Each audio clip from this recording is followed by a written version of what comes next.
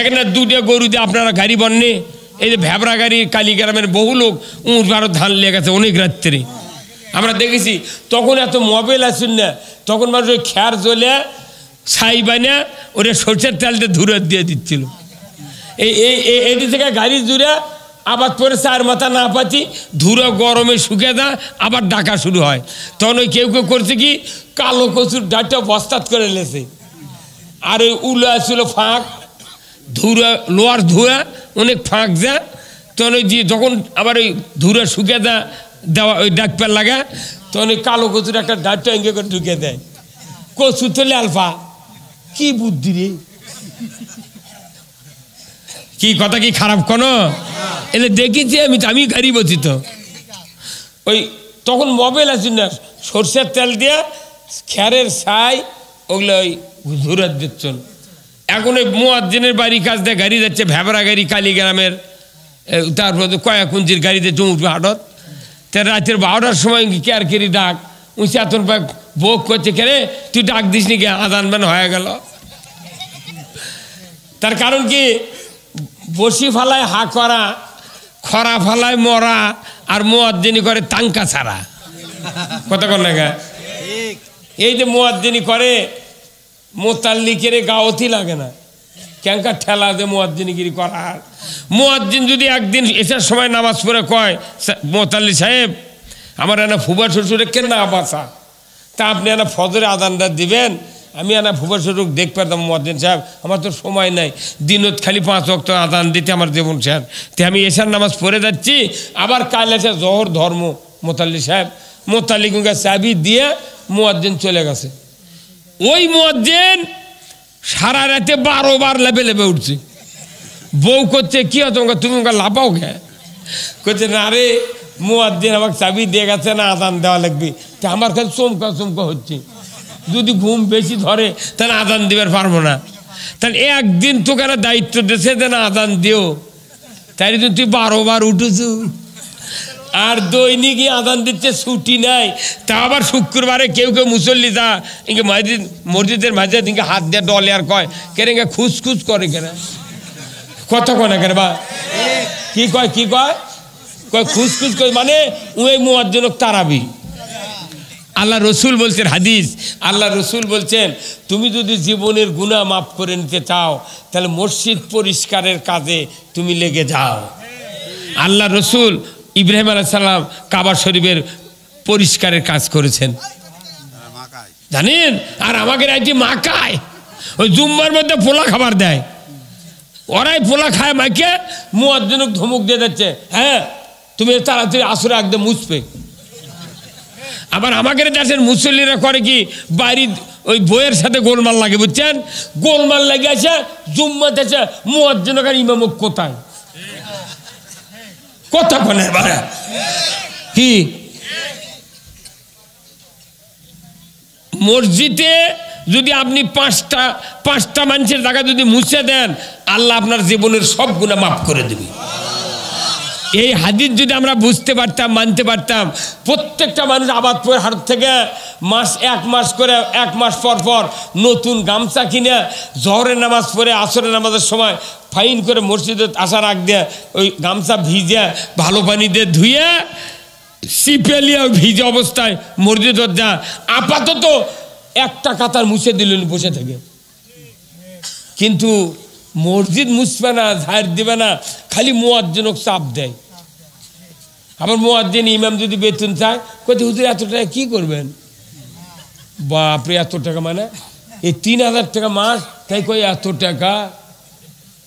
আর primary মাস্টাররা 43,000 টাকা বেতন পাচ্ছে, তা ওরা মরে গেলে ওরকের বউ বেতন পায় 75 বছর। হ্যাঁ কত কোন টাকা। সরকারি অফিসাররা 32 বছর চাকরি করে, 32 বছর চাকরি করে, চাকরি গেলে গ্র্যাচুইটি পেনশন পাই 1 কোটি টাকা। উই যতদিন বাঁচবি হাফ বেতন পাবি, উই মরবি ওর বউ বেতন পাবি, ওর হাড্ডি বেতন পাই কত কোন টাকা। কেবা কি হতে বা ওটি কি হতে না, কি হতে কি হতা, কি কারণে কথা কয়, এটা জনসভা হচ্ছে নাকি, পোলা করুক পাক, পোলাদান সদা লবণ টবণ চাকো কথা কর। হ্যাঁ কি বলতেছিলাম?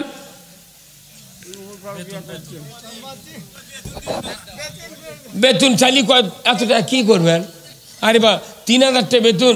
আবার মোতাল্লির বেটা বিসিএস পরীক্ষা দিতেছে, চান্স পাচ্ছে, ভাইবা দেবের কাছে ঢাকার 10 কেজি লাড্ডু লিয়ে যা।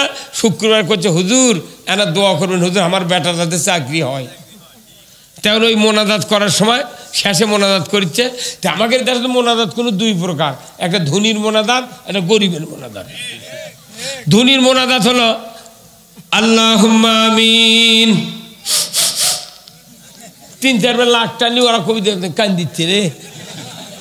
আর গরিবের মোনাজাত কি? আল্লাহুম্মা আমিন বিরহমাতিকা ইয়া আরহামার রাহিমিন। তুই কলু কি রে? কিচ্ছু কয় না, মিশে উনকে থেকে দেখা বেরহমাতিকা। ওই জানে যে ই তো টাকা দিবে না, আর ধনী মানুষ টাকা দিবি। সেই দিন আল্লাহ 2-3 লাখ টাকা দোয়া করেছে, আল্লাহ মোতাল্লি সাহেবের বেটা ভাইবাদ চান্স পাচ্ছে, আল্লাহ তুমি ভাইবাদ পাস করে দিও, আর আল্লাহ ওই মোতাল্লির বেটাকে চাকরিটা দিয়ে দিও, আল্লাহ দিয়ে দাও দাও দিয়ে দাও দাও দাও। ইঙ্গে 3-4 বার কথা মোতাল্লি করছে, হ্যাঁ এটা হচ্ছে দোয়া। এখন শেষে যা ইমাম কছে, আল্লাহ তুমি চাকরি দিবে ঠিক, কিন্তু বেতন জান আমার লাখান হয়। তখন মোতাল্লি ধরেছে, হাত ধরছে, হ্যাঁ এত বড় সাহস তোমার, জানো ওই বেটাকে লেখাপড়া সে কত টাকা ফুরেছে, তো তোমার লাগান বেতন অভিজ্ঞা। তে করছে যে ইমাম তখন করছে, কে আপনারা দৈনিক কন যে ইমামকে বেতন প্রচুর বরকত, কম টাকা বেতন তো বরকত বেশি, তে বরকত খালি আমার বাড়িতে থাকবে, আপনার বাড়িতে পার করে দিচ্ছে না। সাই দিয়ে দোয়া করে নেব। একটা বেটা মুন্সি বানাসনি, পাতার গোটা ভরা জমি, আবাদ পুকুর দোকান, ইটি দোকান, এত ব্যবসা, কিন্তু বেটা মুন্সি বানাবে না। ওর বেটাক বানাচ্ছে কেজিত পরে বেজি, আর গরিব মানুষের বেটাক করছে তুই মাদ্রাসাত পর। পাগল, তুই বেটাক দে মাদ্রাসাত, তেনে কিয়ামত দিন তুই আরো সে নিচে জায়গা পাবু। কথা কন, যে গ্রামত মাদ্রাসা, ওই গ্রামের কমিটির একটা বেটা ওই মাদ্রাসাত পড়ে না, একটা বেটা পড়ে না। অথচ ওই গরিব মানুষ শিখে দেয়, দে দে মাদ্রাসাত দে, পাগল মরলে তোর জানাজা করবি। তো তোর জানাজা কে করবি রে? হ্যাঁ পারেনি। এই পৃথিবীতে 3টা শক্তি ইসলামকে সহ্য করে না। কয়টা? যেরকম কয়টা? 1 নাম্বার রাষ্ট্র শক্তি, যারা ক্ষমতায় যায় এরা ইসলাম কোনোদিন সহ্য করে না, যেরকম ঠিক কিনা। 2 নাম্বার যারা সমাজের বিত্তশালী ধনী ধনী মানুষ। হযরত বেলাল ঈমান আনলো, কিন্তু আবু জেহেল ঈমান এনেছিল? আবু জেহেল নবীর সাথে বিরোধিতা করলো। আবু জেহেল বলল, কে আসরে মক্কাতে মুহাম্মাদের মাথা কেটে আমাকে দিতে পারবে, আমি 100 উট তোমাদেরকে পুরস্কার দেব। কত উট? 100 উট দিবার চাচ্ছে, তাও মুহাম্মাদের কাল্লায় আমার হাতত দাও। পারিসে কাল্লা কাটটা? উমর ফারুক তো গেছিল না? উমর ফারুক তরবারি উঁচিয়ে বলল, ও আবু জাহেল, তোমার ওয়াদা যদি ঠিক থাকে, নিমিষের ভিতরে আব্দুল্লাহর বেটা মুহাম্মাদের মাথা কেটে তোমার হাতে দিতে পারবো। তুমি কি 100 উট আমাকে দিবে? বলে, হ্যাঁ আমার ওয়াদা ঠিক। এইবার উমর তরবারি নিয়ে তীব্র গতিতে চলে যাচ্ছে মুহাম্মদ সাল্লাল্লাহু আলাইহি ওয়াসাল্লামের বাসার দিকে। কিন্তু মাঝপথে গিয়া নঈম নামের ব্যক্তির সাথে দেখা হলো। নঈম বলছে, উমর রে, এত রাগান্বিত অবস্থায় কোন দিকে তুমি তরবারি নিয়ে যাও? বলে, ওগো নঈম, আমার পথ খাটো করো না, আমি যাচ্ছি আব্দুল্লাহর বেটা মাথা, মুহাম্মাদের মাথা কাটতে। জোরে কন্যা নাউজুবিল্লাহ। নঈম বলল, রে উমর, খবরদার খবরদার, মাথা তো কাটতেই পারবে না, তোমার মাথা আরো বিক্রি হয়ে যাবে। যদি কোন আল্লাহু আকবার। কি বিক্রি হবে? কয় না, বিক্রি হবে তার প্রমাণ, তোমার মুহাম্মাদের মাথা কাটার আগে তোমার বোন আর ভগ্নিপতিকে সাবধান করো। যাও কি হচ্ছে? ওরা ওই নবীর হাতে হাত দিয়ে কালমা পরে মুসলমান হচ্ছে। তুমি যাচ্ছ মোহাম্মদের মাথা কাটবে, তোমার বোন আর ভগ্নিপতি তারই উপর ঈমান আনছে, তার আল্লাহর উপর ঈমান আনছে।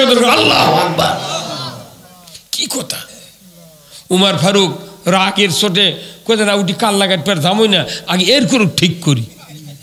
কথা কথা আচ্ছা, একটা বাড়ির বুঝছেন বাপও আছে বেটা আছে, বেটা ভোট চাচ্ছে মোশাররফের পক্ষে, আর ওই বাপ যা আর একজনের পক্ষে ভোট চাচ্ছে, দুইজনই চেয়ারম্যান এই ইউনিয়নেরই। তাহলে গায়ের মানুষ কবি, গায়ের মানুষের কাছে বাপ ভোট চাচ্ছে, বেটাও আর একজনের কাছে ভোট চাচ্ছে, তোর গায়ের মানুষ উল্টে কবি তোরা দুই বাপ বেটাকে ঠিক হতো। কথা কয় না বারে, এইরকম আছে না নাই? বাপ একজনের কেনবে, বেটা আর একজনের, তার গায়ের মানুষ অবশ্যই কবি তোরা আগে ঠিক করে, আমাকে ভোট দেওয়ার আগে তোরা ঠিক হয়। উমর ফারুক ওই নইমের কথা শোনার মাথা ঘুরে গেছে, কে রে আমি যার কাল্লা কাটতে যাচ্ছি ওরই হাতে হাত দিয়ে তুই আমার বোন আর ভগ্নিপতি ঈমান আনে, তাহলে আমার বাঁচা থাকতে মরাই ভালো। উই খেপে এই দিক না যা চলে গেছে বোনের বাড়ি বিলে। যাচ্ছে যাইতে যাইতে বোন আর ভগ্নিপতির বাড়ির নিকটবর্তী দাঁড়ানোর সাথে সাথেই ভিতর থেকে আওয়াজ চলে আসলো কোরআনুল কারীমের সূরা তোহার 124 নম্বর আয়াত। উমরের কানে ধাক্কা দিতে থাকলো। আয়াতটা হলো ওমান আরাদান যিকরি ফাইন্না লাহু মাইশাতান দনকা ওয়া নাহশুরুহু ইয়াউমাল কিয়ামাতি আমা। আবার আল্লাহ কোরআন বলছে, রে দুনিয়ার মানুষেরা, এই কোরআনের নসিহত, কোরআনের ওয়াজ মাহফিল, কোরআনের বক্তৃতা এইগুলি শোনার পর যদি তোমরা মুখটা বা টান করো, বিপরীত মুখে চলো, তুমি যদি কোরআন মেনে না নাও, রসুলের আদর্শ যদি মেনে নাও, তুমি যদি ভিন্ন দিকের পথ চলো, আমার আল্লাহ বলেছেন তোমাদের জন্য দুনিয়ার জীবিকা আমি সংকীর্ণ করে দেব। শুধু তাই নয়, কিয়ামতের দিন তোমাদেরকে আমি রব্বুল আলামিন অন্ধ করে উঠাবো। অন্ধ হবি যারা কোরআন মানবে না, কিয়ামতের দিন তারা অন্ধ হয়ে উঠবি, অন্ধ। এই কথা শুনে উমর আরো খেপে গেছে। কিরে আরবের লোক তো শুনলেই তো মানে বুঝে পারছে, আরবের লোক যে, তখন দইরা বাড়ির মধ্যে যা ওই বোন আর ভগ্নিপতি আচ্ছা তোর তরবারির পিঠ দিয়ে সমানে পিঠ পেল লাগছে। ভাই রে ভাই বোনক পিটিচ্ছে, কিছু তোর ইমান আনলু ক এখনো বাদ দে। মারতে মারতে মারতে এক পর্যায়ে বোনের স্বামীর মাথার উল্টা পিঠের তরবারির আঘাত লেগে ফিনকি দিয়ে রক্ত ফ্রাত করে বাইরে হয়ে গেছে। তখন বোন জোরে দা উমরক চাপে ধরছে, ভাই রে তুমি আমাকে মেরে মেরে শহীদ করে দাও, আমার স্বামীকে তুমি মেরো না, তোমার কি দয়া হয় না? এই যে দেখো না মাথাতে আঘাত লেগে ফিনকি দিয়ে রক্ত বেরিয়ে যাচ্ছে, তোমার কি দয়া হয় না? উমর যখন রক্ত দেখেছে সাথে সাথে আল্লাহ তাআলা ওই ফাঁক বুঝা অন্তরের ভেতর মহব্বত পয়দা করে দিয়েছে, ভালোবাসা পয়দা করে দিয়েছে। উমর বলছে, বোন রে ভুল করেছি বোন, তোমরা কি পড়ছিলে আমার হাতে দিয়ে দাও, আমি একটু দেখি তোমরা কি পড়ছিলে। সাথে সাথে আল্লাহ তাআলা আরো ভালোবাসা পয়দা করে দিলেন। ওনার বোন বললেন, ফাতেমা ভাইরে তুমি তো মুশরিক, তুমি অপবিত্র, তুমি তো পবিত্র নাও, নাজাসাত, তুমি গোসল করো, পবিত্র হও, তারপরে খণ্ডটি দিয়ে দেব। এর আগে তোমার হাতে কোরআনের খণ্ডটি দেওয়ার শক্তি কারো নাই। জোরে বলুন না ঠিক কিনা? বোন বলল গোসল করো, উমার গোসল করানো হলো, তারপরে খণ্ডটি দেওয়া হলো। উমার আরবের লোক পড়তে থাকলো, ওমান আরাদা আন যিকরি ফাইন্না লাহু মাইশাতান দনকা ওয়া নাহশুরুহু ইয়াউমাল কিয়ামাতি আমা। জোরে কন্না আল্লাহু আকবার। উমর বুঝতে পারলেন, একবার শুনলেন একবার পড়লেন, তখনই বললেন, বোন আর দেরি করো না, দুলে ভাই আর দেরি করেন না, আমাকে নিয়ে চলেন বিশ্ব নবীর দরবারে। বলে কেন যাবে? বলে আমি ঈমান আনবো, আর এইরকমভাবে কুফরি মতবাদ মানব না, মুশরিক আর থাকবো না, আমি ওই বিশ্ব নবীর হাতে হাত দিয়া কালিমা পড়ে মুসলমান হয়ে যাব। জোরে কন্না আল্লাহু আকবার। এদিকে চতুর্দিকে জল্পনা করতেছে যে উমর তো রসুলক মারতে চাচ্ছে, 100টা উট দিবার চাচ্ছে আবু জাহেল, তাহলে কি হয় কি হয়। এমন সময় রসুল বসে আছেন তার বাসভবনের আগে, অনেকগুলি সাহাবীদেরকে নিয়ে উনি মাতাবের ভেতর দিয়া সাফা মারোয়ার মাঝখান দিয়ে চলে যাচ্ছেন, আবু জাহেলের বাড়ির সামনে দিয়ে চলে যাচ্ছে রসুলের দরবারের দিকে। এমন সময় সাহাবীরা উমারের চেহারা দেখা মাত্রই দাঁড়িয়ে গিয়েছে। হুজুর গো, ভেতরে থাকেন, আপনার কোনো টেনশন নাই, আমাদের বুকে এক ফোঁটা রক্ত থাকা পর্যন্ত উমারকে আপনার পর্যন্ত আসতে দেব না, কারণ উমার আসতেছে তরবারি নিয়ে, হয়তো আপনাকে হত্যা করবে, শহীদ করে দেবে, আমাদের জীবন থাকা পর্যন্ত উমারকে পৌঁছতে দেওয়া হবে না। সবাই টেনশন, সবাই তখন উত্তেজিত। রসুল বললেন উত্তেজিত হয়ে না, বলে না হুজুর, ওর যা আশফাল দেখতেছি হয়তো এখানে এসে অঘটন ঘটাবে। রসুল বললেন একটু থামো, বুঝতে দাও।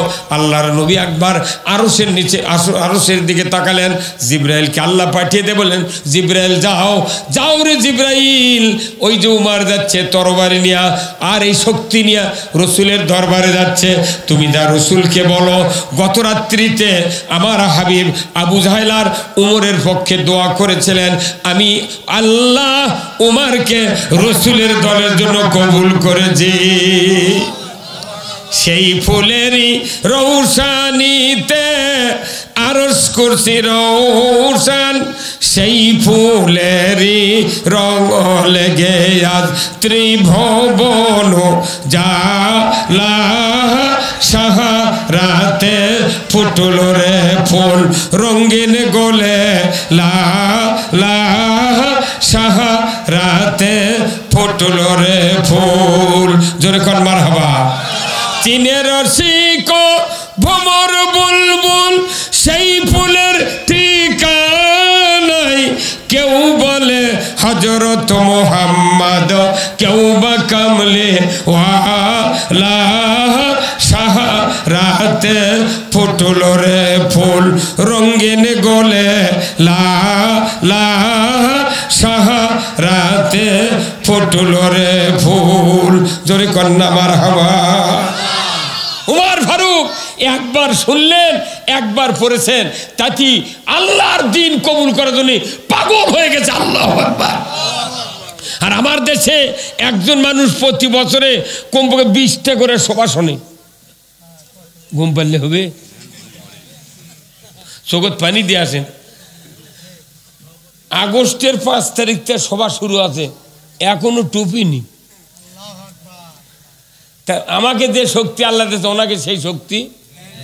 আমার ভাইয়েরা, আমি বলতেছিলাম উমর ফারুক তরবারি নিয়ে যাচ্ছে। রসুল বললেন এই আমার সাহাবেরা তোমরা ধীরাও, একটু থাম, শান্ত হও। কিছুক্ষণের ভেতরেই জিবরাইল আলাইহিস সালাম এসে বললেন ইয়া রাসূলুল্লাহ, আপনার কাছে সুখবর এসে গেছে। ওই যে উমার আসছে তরবারি নিয়া, ওই উমার আজকে ওই তরবারি সহ তার শক্তি, তার মাথা আপনার পদতলে বিক্রয় করে দিবে, কারণ আপনি গত রাত্রিতে যে দোয়া করেছেন ওই দোয়া আল্লাহ উমারের পক্ষে কবুল হয়েছে। জোরে কন্যা মারহাবা।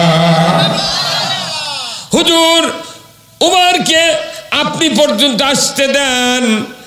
আল্লাহ রসুল বললেন আমার সাহাবে তোমরা শোনো, খবর এসে গেছে উমার আমার মাথার কাটবে না, উমারের মাথা আর তরবারি ইসলামের ছায়াতলে বিক্রয় হয়ে যাবে। জোরে কন্যা মারহাবা। এইবার উমার বললেন বোনরে তাড়াতাড়ি রসুলের কাছে। আর রসুল বললেন আমার সাহাবীরা উমারকে আসতে দাও, আমার পর্যন্ত রাস্তা করে দাও, উমার যেন অতি সহজে আমি মুহাম্মদ আমার সামনে দাঁড়াতে পারে। উমার হন হন করে রসুলের সামনে এসে দাঁড়িয়ে গেলেন, বললেন ইয়া রাসূলুল্লাহ ভুল করেছি হুজুর, আপনি দয়া করে আমাকে মাফ করে দেন, আর আমাকে হাতে হাত দিয়া কালিমা পড়ে ইমানদার করে নেন। জোরে কন্যা মারহাবা। উমার সামনে দাঁড়িয়ে গেল, রসুল ডান হাত দিয়া উমারের বাম হাত ধরলেন, এত জোরে ঝাঁকি দিলেন, এত জোরে ধমক দিলেন, উমার এইভাবে তুমি কতদিন থাকবা? এত ধমক দিলেন, উমার পুরা শরীর থরথর করে কেঁপে উঠল, ঝাঁকুনির চোটে তরবারি পড়ে গেল। উমার তরবারি হাতে তুলে নিয়ে বলল ইয়া রাসূলুল্লাহ, ইয়া হাবিবাল্লাহ, এই তরবারি আমি খাপ থেকে বের করলাম, আর জিন্দিগিতে আমার মৃত্যু পর্যন্ত এই তরবারি খাপে আর আমি কোনোদিন ঢুকাবো না। হুজুর, এই তরবারি আজ থেকে ইসলামের দুশমনদের গর্দানে উঠবে, আজ থেকে এই তরবারি ইসলামের পক্ষে কাজ করবে। হুজুর, আর দেরি করেন না, হাতটা বেরিয়ে দেন, কালিমা পড়ে মুসলমান হয়ে যাব। ওমর ফারুক মুসলমান হয়ে গেলেন। বেলা 11:15টার সময়, 1টার সময় জোহরের আযান। আল্লাহর নবী সাহাবীদেরকে বললেন, ওযু করো, নামাজ পড়বো আমরা। ওমর ফারুক বললেন, হুজুর, নামাজ আর ভাষায় নয়, এখানে নয়, নামাজ হবে কাবা ঘরে। জোরে কোন সুবহানাল্লাহ। হুজুর, নামাজ হবে কাবায়, আযান হবে কাবায়, চলুন নামাজ পড়ব। আপনি আমার পেছনে পেছনে আসেন, আমি তরবারি উঁচিয়ে সামনে যাব। রসুল বললেন, উমর, 11.5 বছর ধরে এই মক্কাতে আছি, কোনোদিন কাবা ঘরে নামাজ পড়তে পারি নাই। একদিন সন্ধ্যার সময় আমি গিয়েছিলাম, আবু জাহেল উটের পচা ভুনিয়ে আমার মাথার উপরে দিয়েছিল। আমার কলিজার টুকরা মা ফাতেমা যদি আমাকে এই ভুঁড়িটা যদি সরায়া না দিত, আমি শ্বাসরুদ্ধ হইয়া মারা যেতাম। রে উমর, খবরদার, ওই জায়গায় যাওয়া হবে না। উমর আবার তরবারি উঁচিয়ে বললেন, ইয়া রাসূলুল্লাহ, ইয়া হাবিবাল্লাহ, আমি উমর ইবনুল খাত্তাব, আমি তরবারি উঁচিয়ে বলছি, আমি সামনে যাব। এই মক্কার কোন কাফের যদি স্ত্রীকে বিধবা করতে চায়, সন্তানকে যদি এতিম বানাতে চায়, সেজন্য আমি উমর আমার সামনে দাঁড়িয়ে যায়।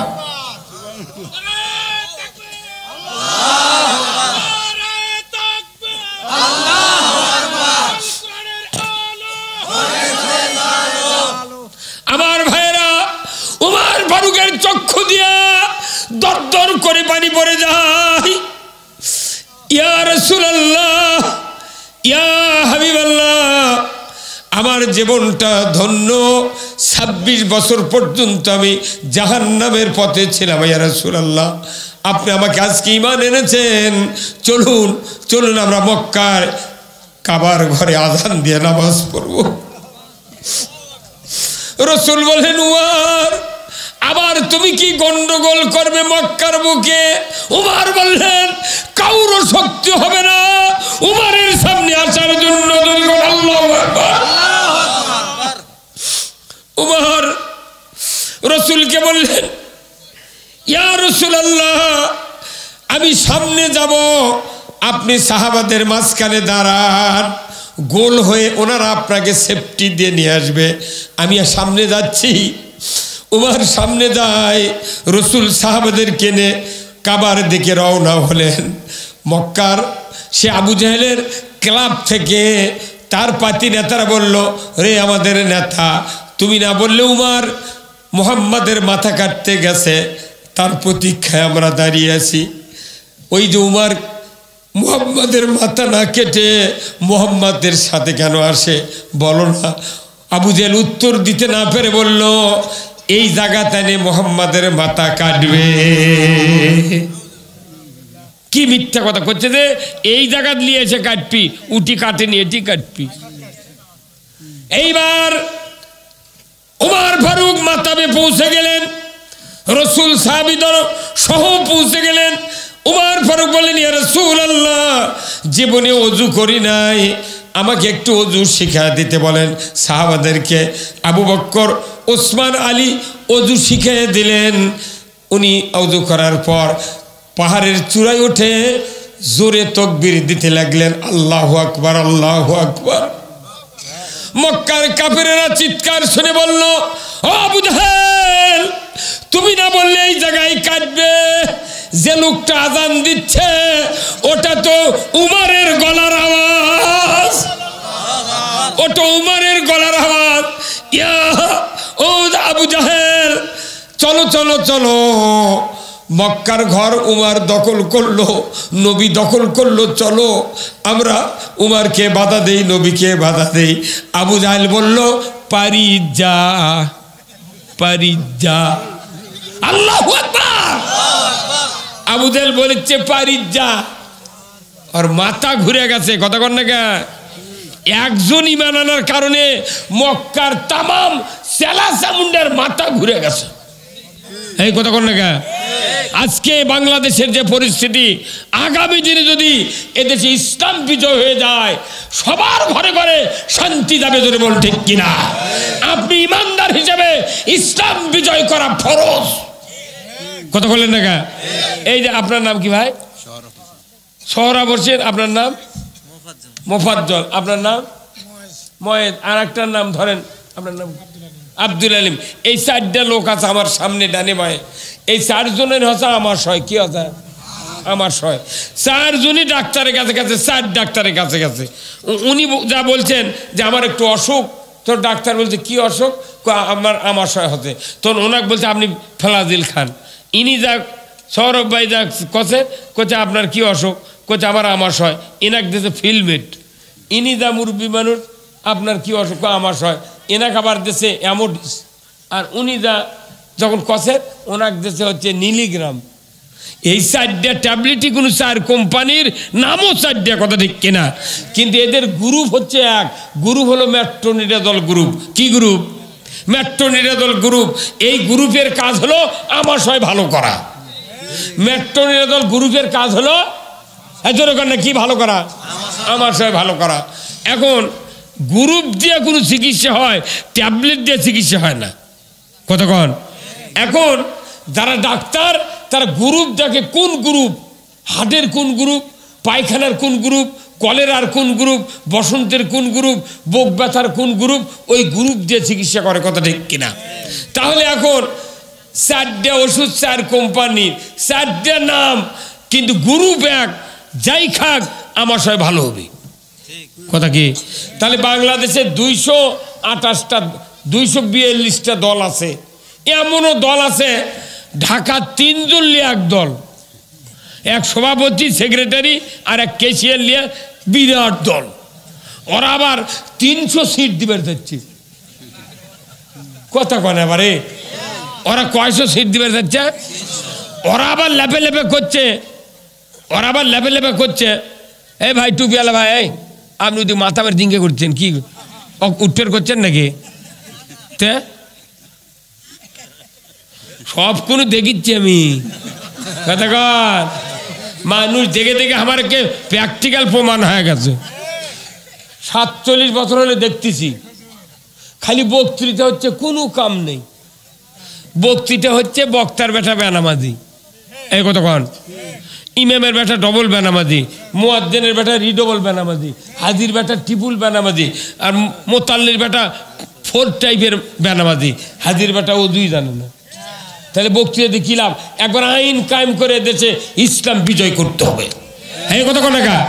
কি বিজয় করবেন? ইসলাম। এখন এই বাংলাদেশে 242টা দল আছে, কোটি কোটি ইমানদার আছে। এগুলো দলত। কথা ঠিক কিনা? তাহলে ইমানদার যখন এক হয়, এর একটা গ্রুপ হয়, গ্রুপের নাম হয় ইমানদার। যখন একত্র হয়, এই গ্রুপের নাম হলো মুমিন গ্রুপ। কি গ্রুপ? এই গ্রুপের নাম হচ্ছে মুমিন গ্রুপ। আর আমার শহরের গ্রুপের নাম কি? মেট্রোনিডাজল। এটা মেট্রোনিডাজল গ্রুপ। আর ইমানদারের গ্রুপের নাম হলো মুমিন গ্রুপ। মেট্রোনিডাজল গ্রুপের কাজ হলো আমার শহর ভালো করা, মুমিন গ্রুপের কাজ হলো ইসলাম বিজয় করা। হ্যাঁ কথা ঠিক কিনা? তা আপনি যদি ইসলাম বিজয় না করে মানুষের আইন বিজয় করেন, তাহলে মামলা হামলা, জানা, ব্যভিচার, সুদ, ঘুষ, মদ, জুয়া, লটারি এইগুলি থাকবে। 54 বছরে 17টা প্রধানমন্ত্রীর কাছে বাংলাদেশের থেকে সুদের বিসি তারা বলেছে।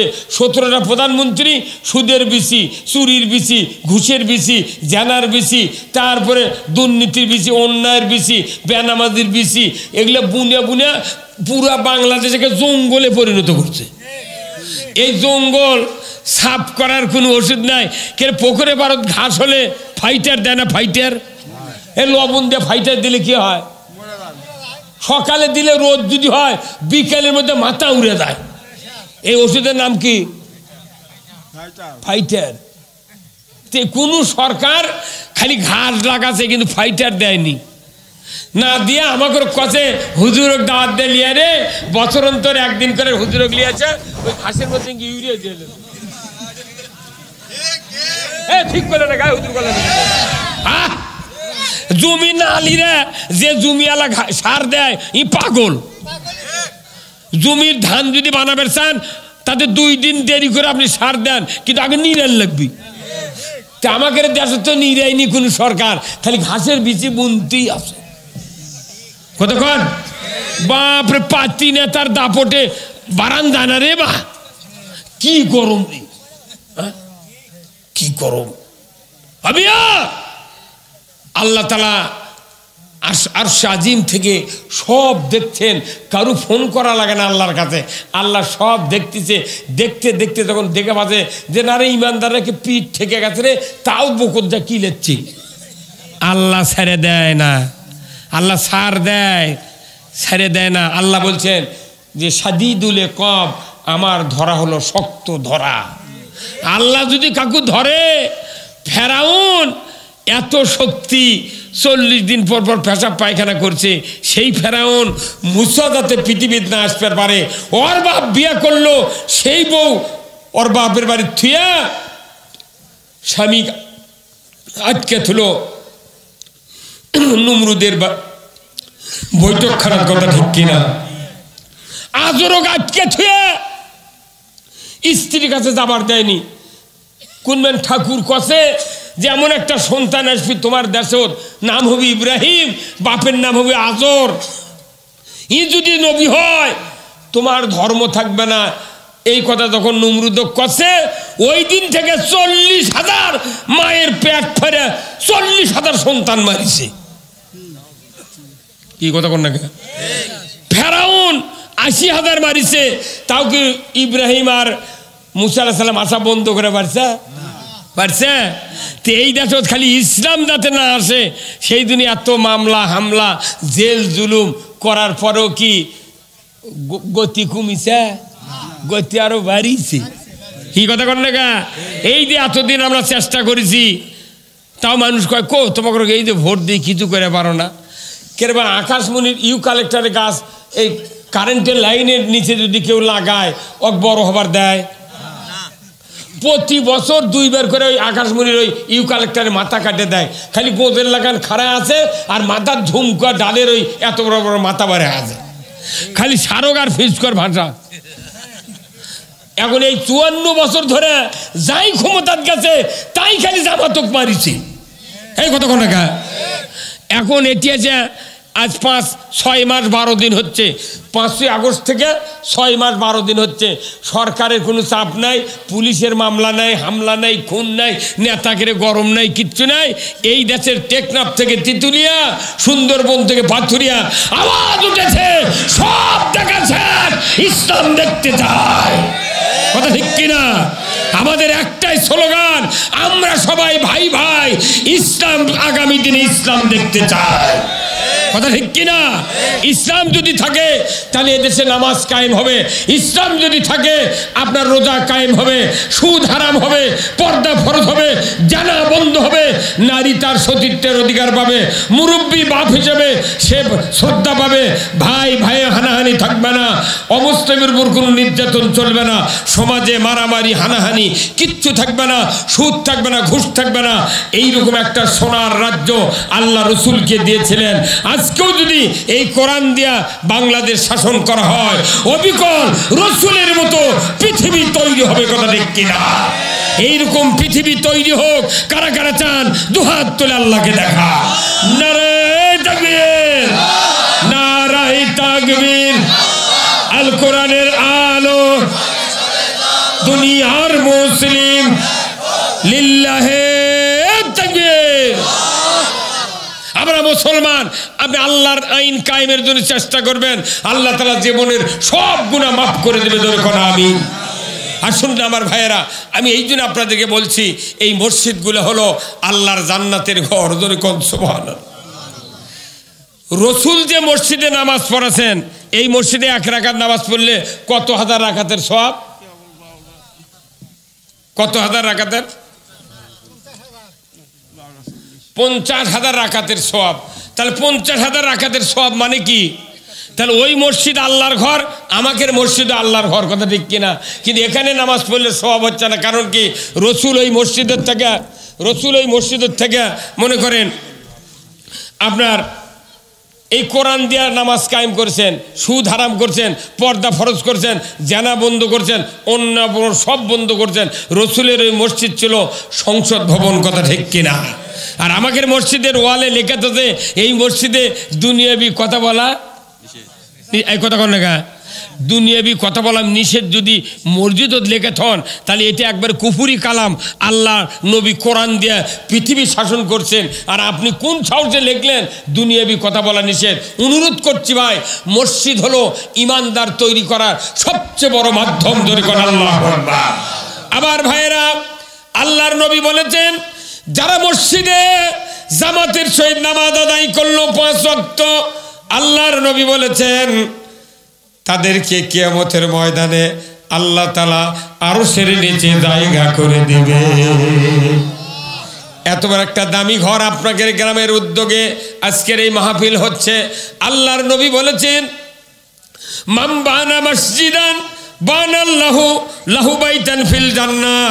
রাসূল বলেছেন যে ব্যক্তি মসজিদ তৈরি করলো, অর্থ দিল, টাকা দিল, পয়সা দিল, জায়গা জমি দিল, আমার আল্লাহর নবী বলেছেন কিয়ামতের দিন ওই ব্যক্তিকে আল্লাহ তাআলা জান্নাতের ভেতর বালাখানা দিয়ে দিবে।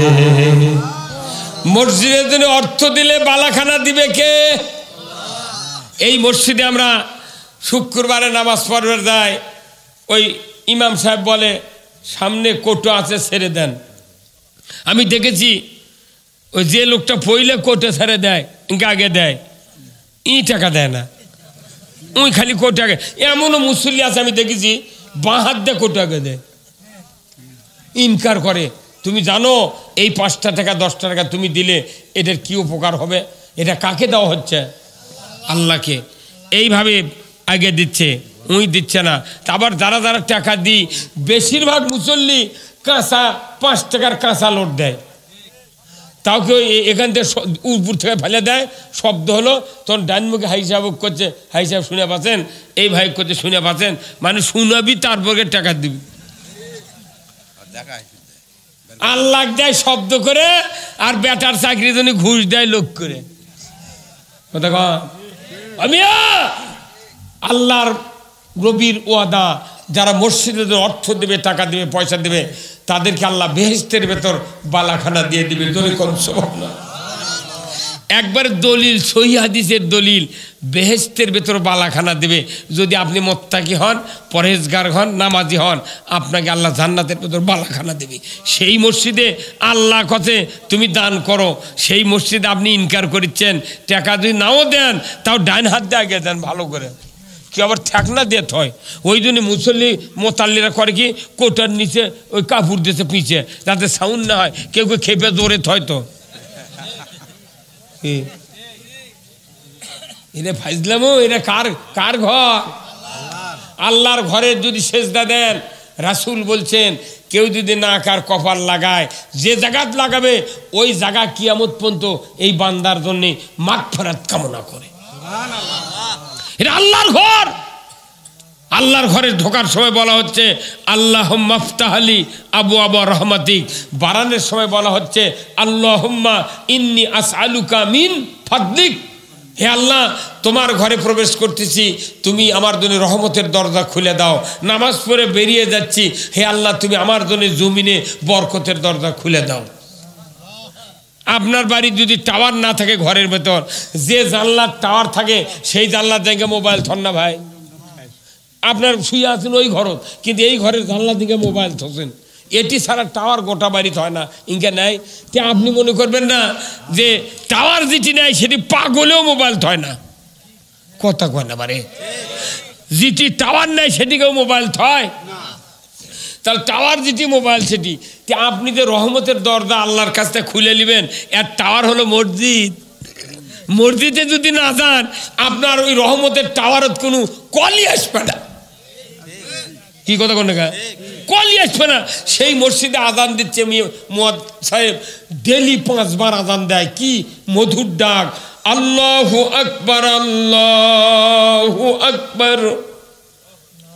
কি আজান দিচ্ছে, মুয়াজ্জিন হাফসে যাচ্ছে, মসজিদের কাছে তার বাড়ি, কোনোদিন জুম্মা জানবে পারে না। এটা আবার নবীর হাদিসও আছে যে মসজিদের নিকটে যাই থাকবি কোনো মসজিদ যাবে না। জানেন, অনুরোধ করছি, আপনি টাকা লাগবে না, ভাড়া লাগবে না, খালি মসজিদে যাবেন আর আসবেন, আরশের নিচে আল্লাহ আপনাকে জায়গা দিবি। আপনাকে জামাতে এসে নামাজ পড়তে রাজি আছেন? কারা কারা রাজি আছেন হাত তোলেন দেখে। আল্লাহু আকবার, আল্লাহু আকবার।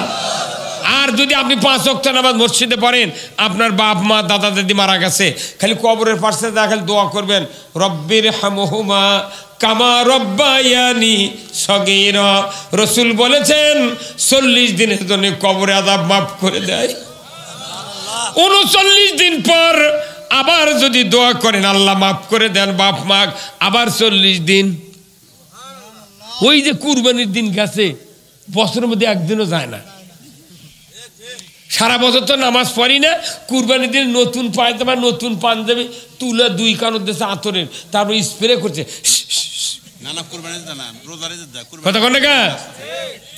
তারপরে যায় নামাজ কান্দত করে লিয়া মাঠের থেকে সোজা কবরস্থান গেছে, বাড়ি তো আসেনি। কেবেন কথা যে সোজা যাবো কবর, গেলে খালি দোয়া কবুলই হবে, কিন্তু সারা বছর নামাজ পড়েনি।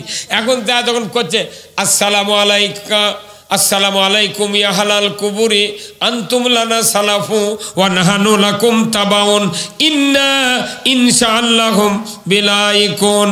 এই দোয়া যখন পরে রসুল বলেছেন কবরে ধাক্কা হয়, এই ধাক্কা ইল্লিনে কিংবা সিজ্জিনে যায়, রুহের জগতে যখন ধাক্কা হয় আল্লাহ বলে জিব্রাইল আমার এই যে বান্দা রুহুকে সালাম দিয়েছে তার সন্তান, তাড়াতাড়ি করে রুহুটা কবরে নিয়ে যাও। বাবার রুহু বুঝতে পারে আমার সন্তান এসেছে, ওই সন্তান সারা বছর নামাজ পড়ে না, খালি ঈদের দিনে বিরক্ত করে। তখন বাপ কয় বাবা সারা বছর খোঁজ নাই, কিছু কাজিস বা তুই, আল্লাহ দান তো ডায়াবেটিস দেয়। না, মরা মানুষের রুহের বদদোয়া পালে কোনোদিন উন্নতি হবে না, কোনোদিন আপনার কিচ্ছু হবে না। আপনার বাবা মারা গেছে, সে হয়তো ভুল করেছে, আপনি আপনার উপর তাদের হক আছে।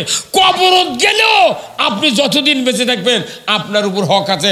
আপনি কেন নেককার সন্তান হলেন না? আমি কেন নেককার সন্তান হতে পারলাম না?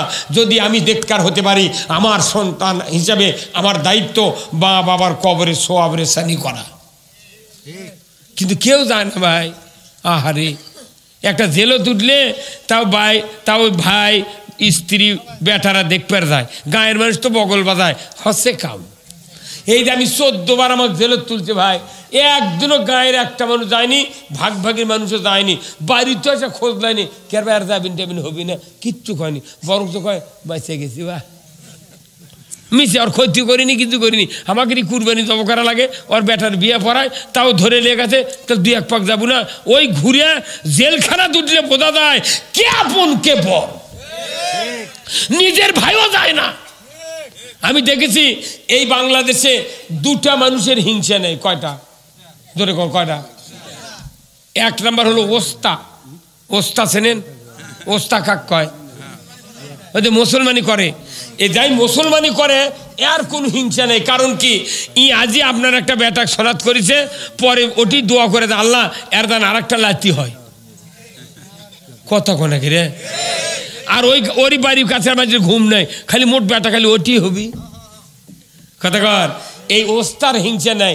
আর একটা রেজিস্ট্রি অফিসের মোহরি, আপনি যদি আজ 2 বিঘা দলিল করেন রানীনগর দা, ওই মোহরি তখনই দোয়া করে মনে মনে আল্লাহ কাল দান 5 বিঘার বায়না দেয়। আর ওর ভাইয়ের ঘুম নেই, শালা মুটি কিনলো রে। কত কোনে এই 2টা সম্প্রদায়ের হিংসা নাই, কিন্তু ওরা আবার টাকা খায় খুব। এই এদের দুদকের থেকে এখন ধরা পড়েছে, এই রেজিস্ট্রি অফিসে যে ঘাবলা হচ্ছে বুঝছেন, টাকা হায় হায় হায়, চতুর্দিকে বাংলাদেশের টাকা মারে খাচ্ছে এরা, চতুর্দিকে। এই যে ধান, আপনাকে এই শাল্লা ধান কি দাম? এটা কি কথা? এই ধানের দামে আনাও কমেনি, এই ধান সিন্ডিকেট করে বিক্রি হচ্ছে। আমার গ্রামে একটা ব্যাপারে আছে, ওরই কাছে আবার আর একজন কিনে যাচ্ছে। এগুলো সাল্লার ধান, সবাই দিনাজপুরের ভিত্তির মেমো দিয়ে চালান হয়। কি নিচ্ছে এটি, কি ভিত্তির মেমো দিচ্ছে চালানের দিনাজপুরের। এই ধানগুলো নিয়ে যা চিটাঙ্গের ফাটিক দিচ্ছে, প্রাণ কোম্পানির, বিভিন্ন কোম্পানির, ওরা চাউল করে 1 কেজি 2 কেজির প্যাকেট করে বিদেশত দিচ্ছে, লক্ষ কোটি কোটি টাকা লাভ করছে। এটি 1900, আর আমার গাঁওতে লোড করছে 2 ট্রাক 2050 টাকা করে লোড করছে। ওই ব্যাপারী কষে যে তোকে 150 টাকা মন দেবো, তুই কি দামে কিনবু, কিনে তুই আমাকে 150 টাকা মন দেবো, উই লিয়ে যা 2700 টাকা মন বেঁধিচ্ছে। ওই সেটা আজ 2 ট্রাক চলে গেল। আমি আবার সাইদা বিস্কুট খেলে ড্রাইভারের থেকে শুনেছি, করছে হুজুর এটি ধান লোড দেন দিনাজপুরের মেমো দিয়ে। আরে মরিচ্ছি খালি জনগণ রে পাগল, কতক্ষণ আমার সাল্লা লাগাচ্ছেন, এবার একে মরিছি রে, মোটা ধান ছাড়া আমি লাগাচ্ছ না, একে শেষ হয়ে গেছে। আল্লাহ করছে, আল্লাহ তাড়াতাড়ি সিন্ডিকেটটা এনে তুই দূর করে দে আল্লাহ। কতক্ষণ সকল জায়গায় দুর্নীতি, এই দুর্নীতির কারণে বাংলাদেশে এত অন্যায়, এত দাম বৃদ্ধি হচ্ছে, কথা ঠিক কিনা? আসুন না আমরা সর্বস্তরের মানুষগুলি জান্নাতের আশায় মসজিদে যাব, নামাজ পড়বো।